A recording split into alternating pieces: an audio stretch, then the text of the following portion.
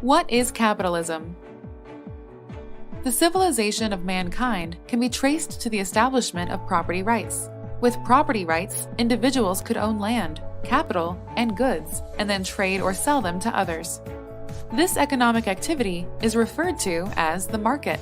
This doesn't mean it necessarily takes place in a physical market, it simply means that goods and services are voluntarily traded.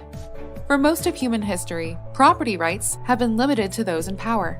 For example, a king or lord had ultimate control over those who lived under their protection.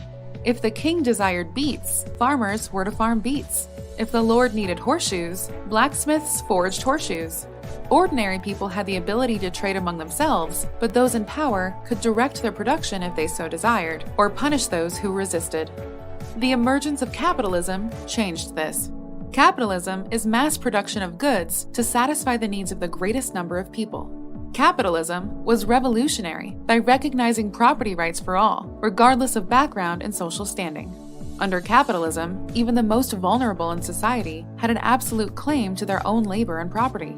It did not guarantee equality of property, but capitalism eliminated any right by anyone else to infringe upon it. In doing so, capitalism empowered consumers, rather than those in power, to influence what was produced in the economy. This happens via the profit mechanism. If enough people demand a good, and it can be sold for more than it costs to produce, that means the production of that good is profitable.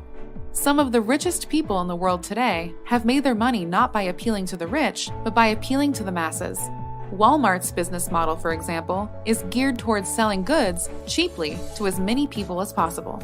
Critics of capitalism try to condemn it as greed. This is false. Greed and envy are human vices, and they exist in any economic system. What capitalism does is incentivize the production of goods and services that people desire on the market, rather than leaving those decisions to powerful individuals or governments. Throughout human history, we have seen property rights and markets lift billions of people out of poverty. Everywhere in the world, property and economic freedom are correlated with improved quality of life, health, and life expectancy.